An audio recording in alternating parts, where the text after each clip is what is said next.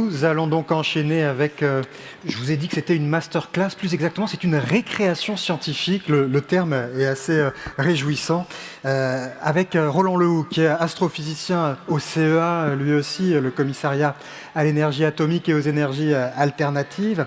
Peut-être vous avez peut-être déjà lu des livres de Roland Lehoucq. Et il travaille sur la science-fiction, notamment en dehors de ses recherches. Il aime bien tisser des liens entre la vulgarisation scientifique et la science-fiction, Star Wars, Superman ou même Tintin. Peut-être avez-vous lu certains de ses livres. Là, il va nous parler de sujets tout à fait sérieux, sans faire appel à la science-fiction. Il va s'intéresser à l'énergie et aux sources d'énergie pour l'humanité. Je vous demande d'accueillir Roland Lehoucq.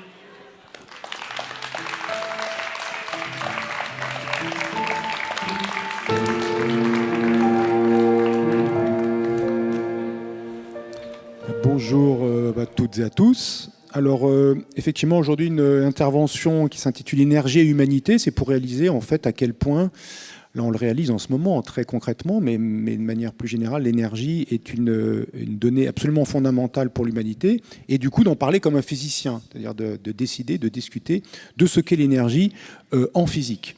Alors l'énergie en fait c'est une histoire assez ancienne qui remonte, alors on ne voit pas ma petite planche, mais ça va sûrement arriver, une histoire assez ancienne qui remonte, on va dire, à la domestication du feu, il y a environ 400 000 ans. On peut retracer aussi l'histoire d'autres éléments qui ont permis à l'humanité d'agir plus efficacement sur son environnement, alors en cuisant sa nourriture par exemple, en se protégeant, comme on dit, des bêtes féroces, mais la traction animale a aussi été bien utile, parce qu'un bœuf ou un cheval, c'est quand même plus fort, plus puissant, sans qu'on sache trop bien dire la différence éventuellement si on n'est pas physicien, entre force et puissance. Mais avec un animal, on sent qu'on va faire plus de choses. Il va bosser pour vous, quoi, d'une certaine façon. La même chose avec les moulins à vent qui remontent à la Perse, il y a environ 700 ans avant notre ère. Les moulins hydrauliques aussi, dont on a des traces attestées un siècle avant notre ère en Europe. Peut-être c'est plus ancien, mais là je parle de traces dont on est sûr du point de vue archéologique. L'usage du pétrole est connu par les Sumériens depuis 6000 ans avant notre ère, essentiellement pour faire brûler des choses et éventuellement pour faire ce qu'on a appelé plus tard les feux grégeois, c'est-à-dire essentiellement des cocktails Molotov de l'Antiquité, assez efficaces en cas de bataille navale, par exemple. Les bateaux étant en bois, c'est pas recommandé d'avoir un feu grégeois qui vous arrive dessus. Et puis le charbon a été utilisé en Chine aussi pour ses vertus de brûler, mais c'était pas utilisé massivement. Bref, ce qu'on appelle énergie, toutes ces choses que nous utilisons et qui permettent de transformer le monde, eh bien, en physique, il y a une définition assez précise. En fait, finalement, on peut se demander qu'est-ce que c'est l'énergie, même si on en a une définition habituelle pour le commun. On se dit, quelqu'un qui vous réveillez le matin, vous êtes plein d'entrain, vous avez plein d'énergie, vous vous sentez fort, vous vous sentez puissant. Bref, énergie, force, puissance, pour le commun, ce sont des mots ou des mots qui sont à peu près synonymes. En fait, en physique, l'énergie, c'est une définition qu'on peut tenter de résumer comme ci, qui a mis beaucoup de temps à émerger et qui est, cette définition-là, suffisamment générale pour être applicable dans tout un tas de situations. L'énergie, ça permet de mesurer la capacité à transformer la matière. Transformer la matière, par exemple, s'il vous faut fabriquer cette table, il faut quelque part prendre des éléments de matière brute et puis en faire une table. Si on veut fabriquer tout ce bâtiment identiquement. Si on veut détruire ce bâtiment ou détruire cette table, pareil, il va falloir à un moment donné faire un certain effort pour que la réduire en poussière ou la réduire en morceaux. Si on veut chauffer ou refroidir ce bâtiment, si on veut l'éclairer, bref, toutes les transformations du monde, y compris nos transformations qui permettent de durer, de perdurer dans notre être. La digestion, le fait que nous ingérons des aliments et que nous les digérions, c'est une façon de transformer la matière que nous ingérons en des choses qui sont utiles pour le corps humain, qui sont utiles à la fois parce que quand on est un jeune enfant, ça permet de grandir, de créer de la nouvelle matière qui va grandir votre corps, et puis quand on est adulte, eh bien, qui permet de perdurer dans notre être. Si vous ne mangez pas pendant à peu près 2 mois, il y a une bonne chance que ça se finisse très très mal pour vous, même sans doute avant les 2 mois. Donc, nous vivons des transformations de la matière de manière très concrète interne, mais aussi de façon externe à la matière que nous ne consommons pas directement. Et en physique, l'agent de ces transformations, le moyen de ces transformations de la matière, on appelle ça interaction ou force. Et donc, on voit qu'entre force et énergie, il y a un lien. L'agent des transformations, ce sont les forces ou les interactions. Et la quantité de transformation que vous pouvez faire va être quantifiée par cette chose qu'on appelle énergie. Donc l'énergie, ce n'est pas une chose en soi, ce n'est pas quelque chose comme la masse d'une particule, ce n'est pas contenu dans la matière, ça résulte de la transformation de la matière, soit de transformation de la matière pour faire de la matière. Donc vous prenez un morceau de bois, vous le coupez, ça fait une table, vous faites quelque chose, mais il a fallu effectivement exercer, disons, une force, taper dessus avec une hache ou le racler avec un ciseau à bois ou faire quelque chose. Il a fallu transformer cette matière pour la matière qui a nécessité une certaine quantité d'énergie, ou au contraire, cette matière, encore ce même morceau de bois, vous pouvez faire une combustion et il va brûler et il va dégager de la chaleur, il va se transformer en autre chose qui n'est pas une table, qui est des cendres et un dégagement d'autres gaz, plus une chaleur que vous allez pouvoir utiliser pour cuire vos aliments ou simplement vous réchauffer. Donc l'énergie, c'est vraiment une propriété de la matière en interaction. Alors, où est-ce qu'elle intervient? Je l'ai déjà un peu évoqué. Dès qu'on fait des modifications de température, on chauffe ou on refroidit. Dès qu'on fait des modifications de vitesse, on était au repos, on est en mouvement. On est en mouvement, on arrive au repos.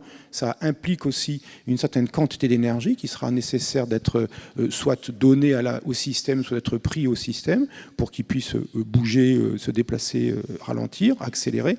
Dès qu'on change de forme, le simple fait que je déplace mon bras comme ça met en jeu une certaine quantité d'énergie. Pareillement, si il y a une pelle mécanique qui se déplace ou une presse hydraulique.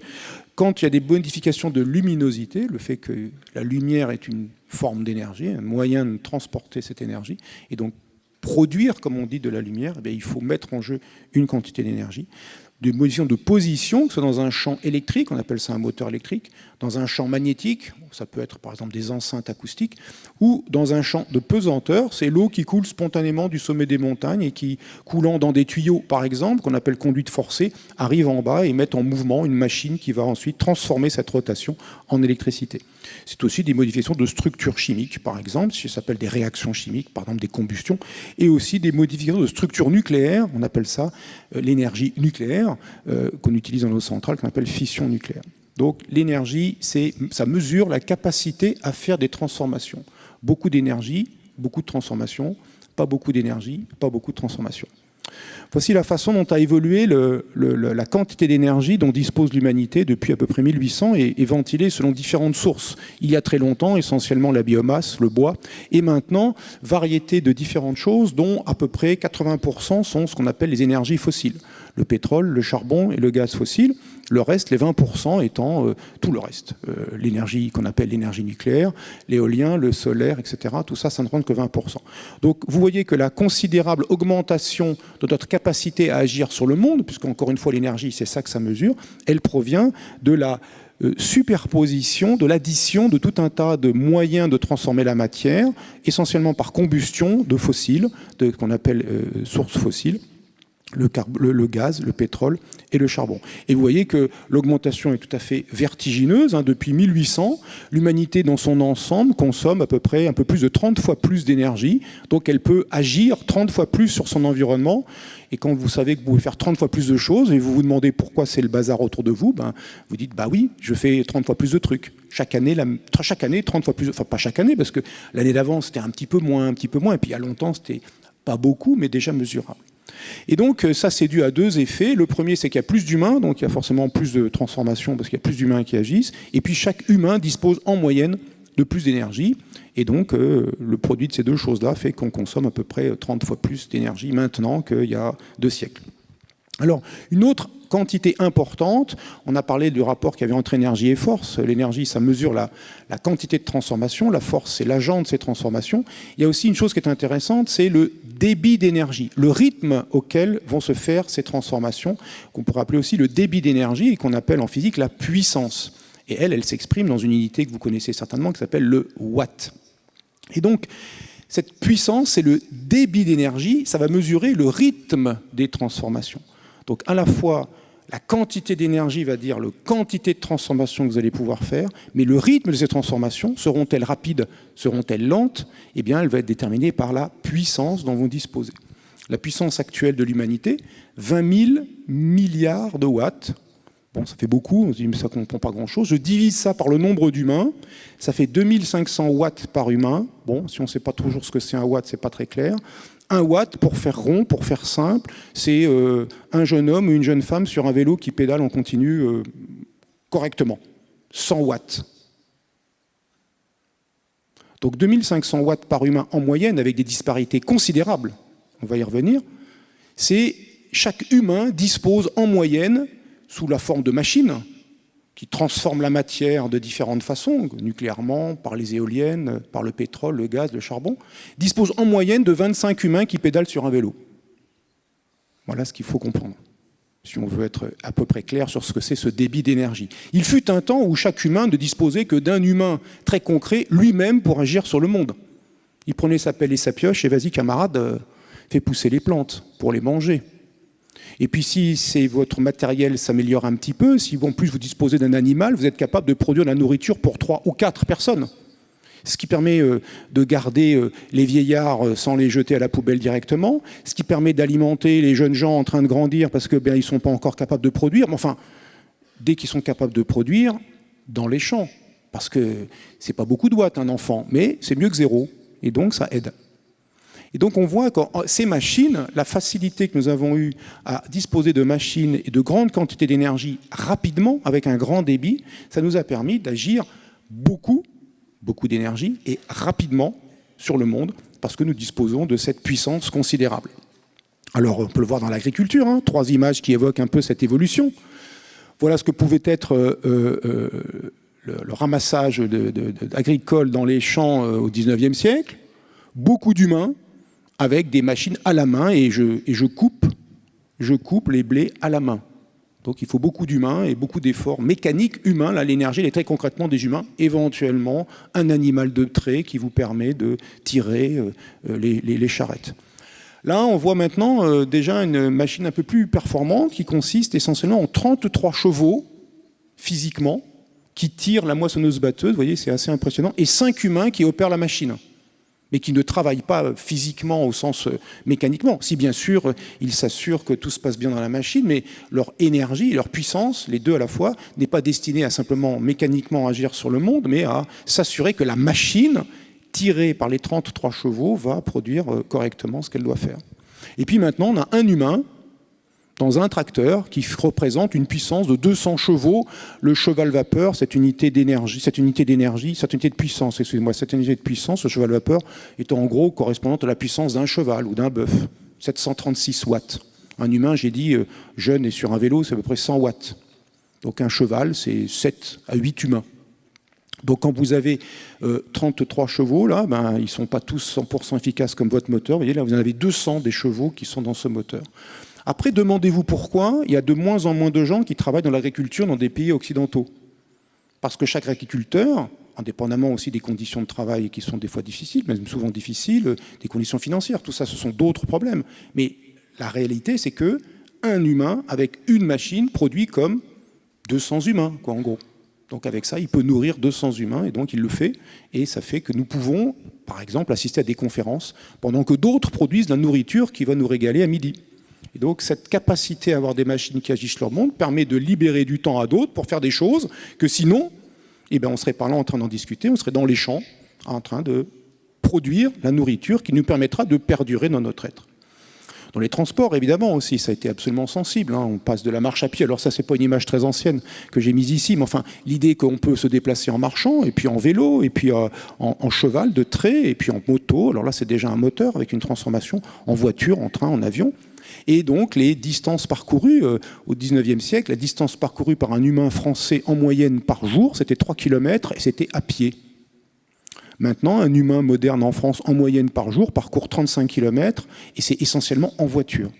Un peu à pied, un peu en avion, un peu en train, des petites choses, mais essentiellement en voiture. Et donc cette facilité dans le déplacement des transports, ces nouveaux déplacements, ces distances plus importantes parcourues, elles résultent exclusivement du fait que nous disposons de plus grandes quantités d'énergie et d'une plus grande puissance, et c'est sous forme de machines qui sont nourries, on l'a dit tout à l'heure, à 80% par ces combustibles fossiles.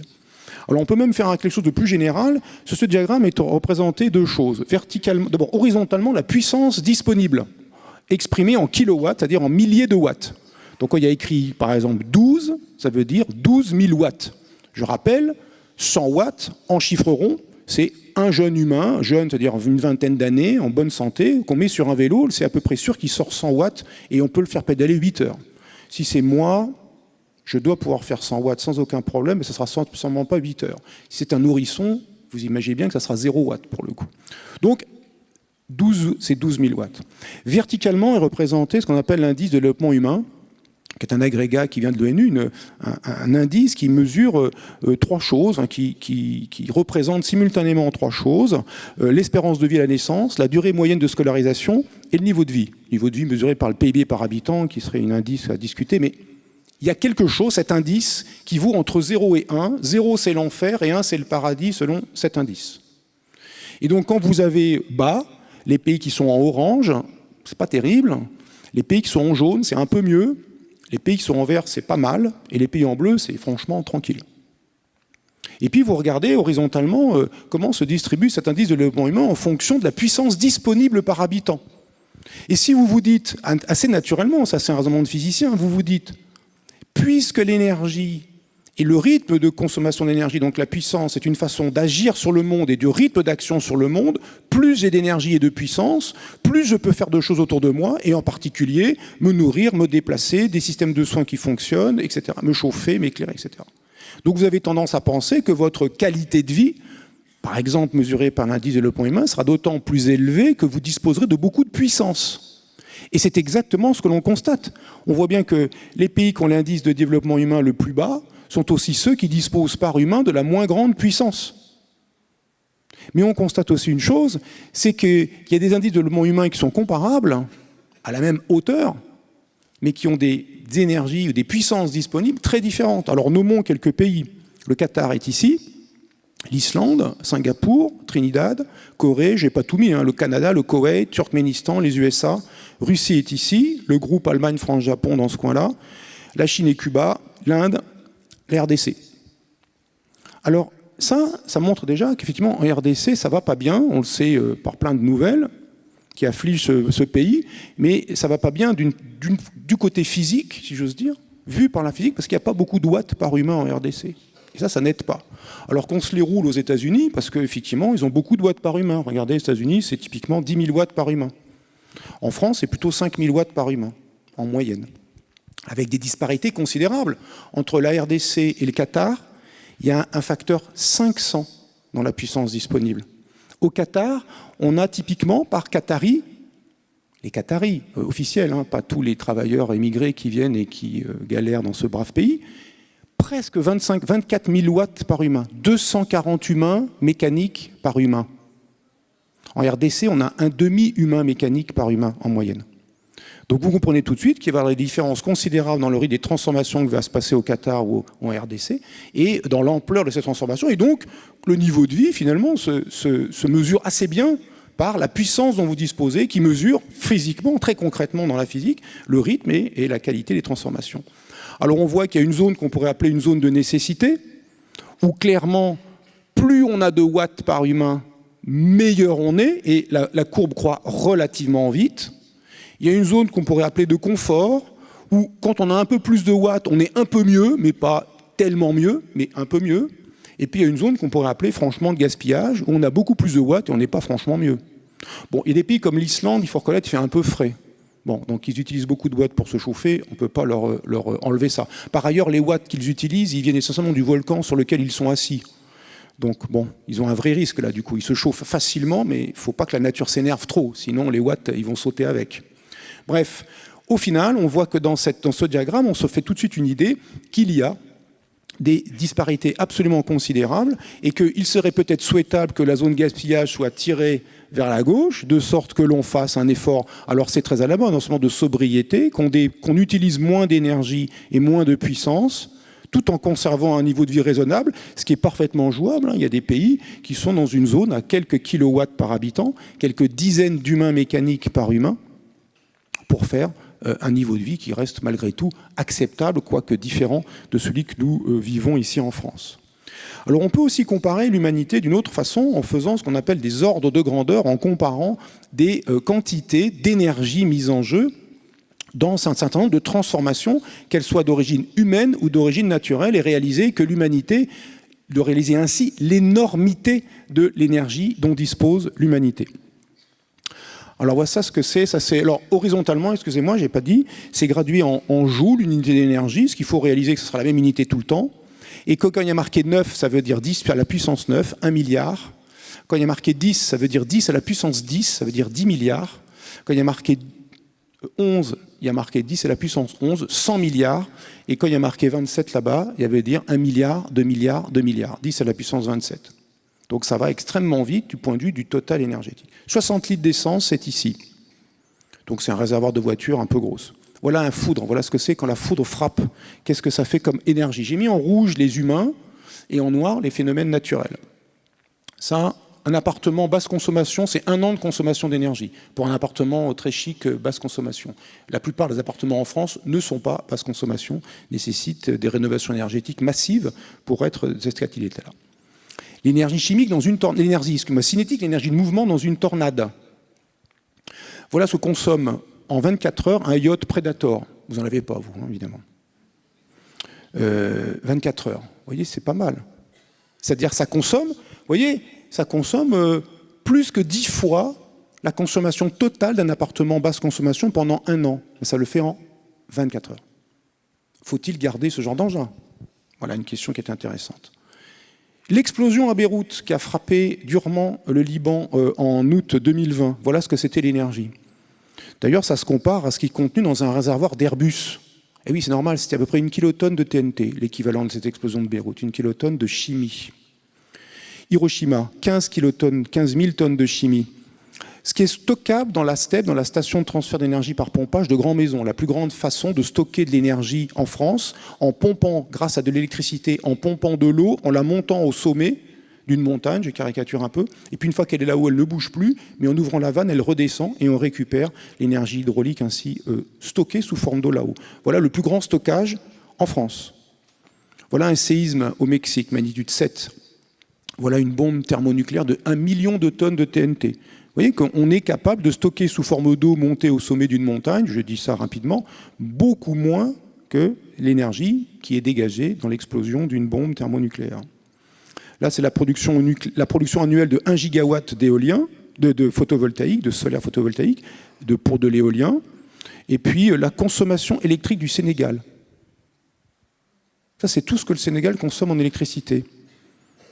Ça, c'est les pertes du réseau électrique français. Le fait qu'un courant électrique qui se déplace dans un câble l'échauffe très légèrement et que cette chaleur est perdue pour l'électricité. Les pertes du réseau électrique français représentent environ 10 fois la consommation électrique du Sénégal. Je vous laisse partir avec ça. L'énergie sismique moyenne. Les séismes dans le monde, ça s'agite. En moyenne, qu'est-ce qui se passe? Parfois, il y a un grand séisme qui n'est pas dans cette énergie sismique moyenne. L'énergie reçue du Soleil par la Terre en 1 seconde.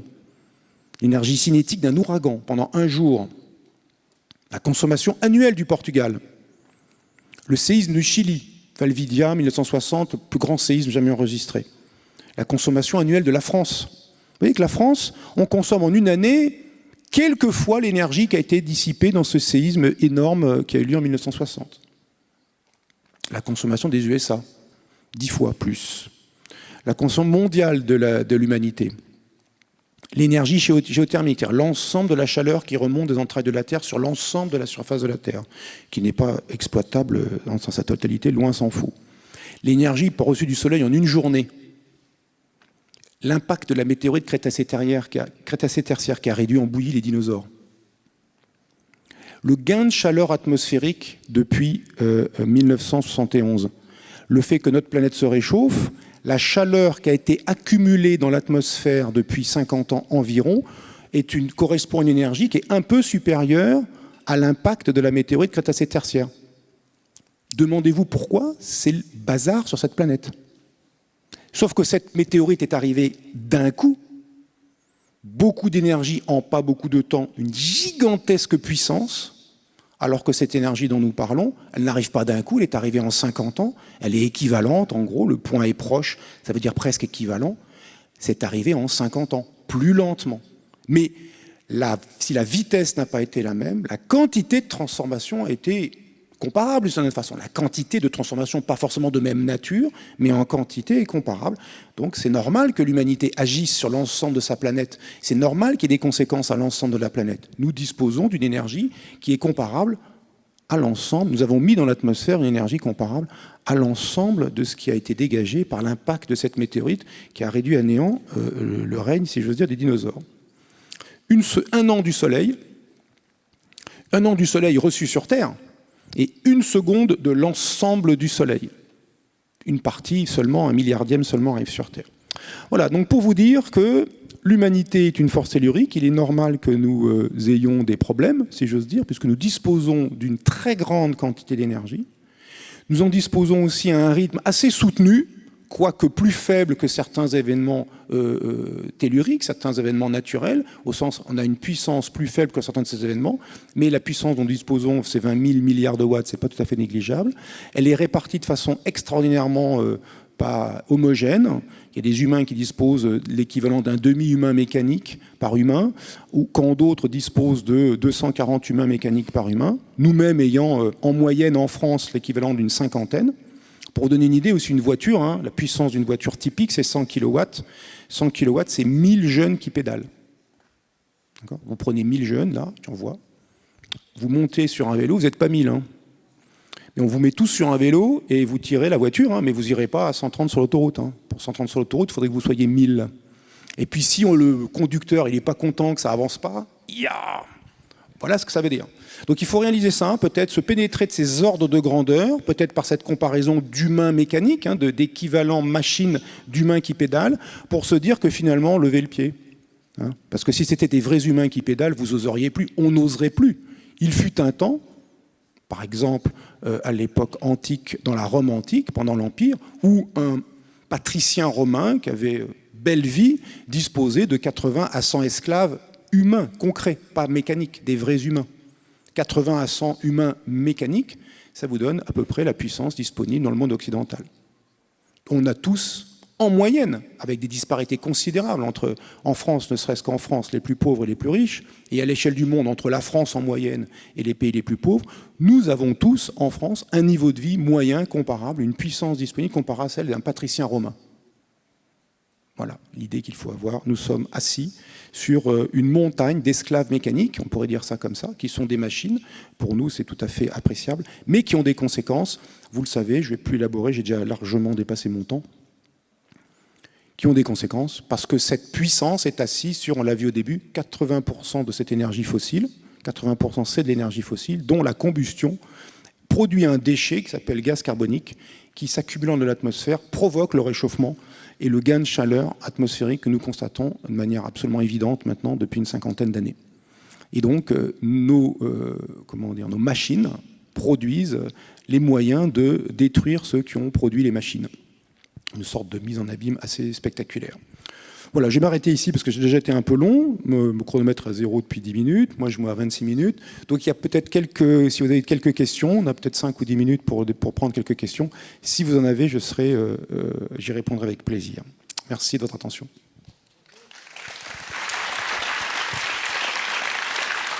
On va s'asseoir sur les fauteuils roulants. Et effectivement, le temps des questions sera un peu réduit parce que, emporté par votre élan et votre énergie, vous êtes allé plus loin que ce que nous pensions sur le chrono. Alors, dans la salle, y a-t-il des questions? Et d'ailleurs, j'invite, parce que je vois qu'il y a quand même pas mal de jeunes, là, des classes, des lycées. Pour le moment, on ne vous a pas beaucoup entendu. Et évidemment, vous avez le droit de poser des questions. Et on serait même ravis que vous le fassiez. Et on écoutera ça avec beaucoup de bienveillance, soyez-en assurés. Bonjour. Bonjour. On vous écoute. Mes questions à moi, c'est par rapport aux accords de Paris, sur toute la surconsommation d'énergie que nous utilisons. Est-ce qu'il y a encore des chances qu'on puisse encore respecter cet accord ou avec les 3 ans qui nous restent, c'est beaucoup trop court? Ça va être compliqué. Clairement, ça va être, pour ne pas dire compliqué, mais pour ne pas dire impossible. En pratique, il faudrait, si on veut respecter une hausse de température de 2 degrés, les accords de Paris, ça visait plutôt 1,5 degré. Mais si on veut respecter les accords de Paris avec 2 degrés, il faut donc limiter la quantité de gaz carbonique que nous injectons dans l'atmosphère. Il faut qu'il y ait une sorte de budget carbone. S'il est dépassé, alors la température dépassera une hausse de plus de 2 degrés de hausse par rapport à l'ère pré-industrielle. Et pour faire ça, il faudrait laisser dans le sous-sol, ça dépend si c'est du charbon, du pétrole et du gaz, mais typiquement entre 40 et 60% des choses dont on sait qu'elles y sont. Autrement dit, renoncer volontairement à l'usage en chiffreront la moitié, des réserves d'énergie fossile qui sont déjà là et dont on sait qu'elles sont là, déjà découvertes et disons prêtes à être exploitées. Donc vous voyez le niveau d'effort qu'il faut fournir. Il ne s'agit pas juste de faire moins, il s'agit de renoncer à la moitié du stock des énergies fossiles qui font actuellement 80% de notre puissance et de notre consommation d'énergie. Allez, on prend une dernière question. Je ne sais pas où est le micro, je vois des mains. Allez. Bonjour. Bonjour. Bon, les idées que vous venez d'énoncer, on les voit aussi notamment grâce à Jean-Marc Jancovici. Je ne sais pas si vous, oui, bien sûr. vous travaillez je connais avec bien lui. Jean-Marc. Oui. Bon, voilà, donc c'est le même discours. Je le connais bien. Voilà. Non, ma question portait sur en fait l'impact qu'ont concrètement ces discours auprès des politiques aujourd'hui. Est-ce que vous êtes en lien avec eux, Je vais vous etc. constater, il y a juste à constater, il y en a peut-être un dans leur tête, mais dans la pratique, il n'y en a pas assez, et pas assez vite. Pas assez en quantité et pas assez vite en vitesse, pas assez rapide. Et donc, oui, on ne peut que constater ça. Voilà, c'est un constat. Ensuite, il y a sûrement des contraintes qui font que c'est compliqué. C'est pas si facile de faire bouger les masses humaines pour les convaincre qu'on va faire ci plutôt que ça. Mais effectivement, c'est pas du tout la bonne échelle. Pas du tout la bonne échelle. Sachant que ça reste un problème compliqué, parce que ça adresse à la fois une problématique individuelle, chacun doit faire sa part, mais que cette problématique individuelle, elle s'inscrit aussi dans un collectif. Et si vous voulez, vous habitez en région rurale et vous voulez vous déplacer, ils sont où les transports en commun? Est-ce que c'est pertinent des transports en commun? Est-ce qu'il ne faudrait pas réserver la voiture à ceux qui ne peuvent pas? Mais pourquoi il y a des villes à la campagne? Pourquoi on n'est pas tous en ville? Pourquoi il y a des maisons individuelles? Pourquoi on n'est pas tous en appartement? Enfin, vous voyez, ça pose des questions qui sont très complexes. Et après, voilà, il faut poser la question à la foule et demander vous en pensez quoi? Et ça, du coup, on peut leur jeter la pierre pour partie, mais pas totalement non plus, parce que le problème est éminemment complexe. Mais on pourrait s'attendre à ce qu'il y ait une dynamique qui soit plus intense et une prise de conscience qui soit manifeste dans toutes les actions politiques menées, même si ça reste compliqué, évidemment. Merci, Roland Lehoucq. Merci à vous. Vous pouvez l'applaudir, vous, pour le remercier également. Donc je vais revenir. On a quand même le temps de faire ça.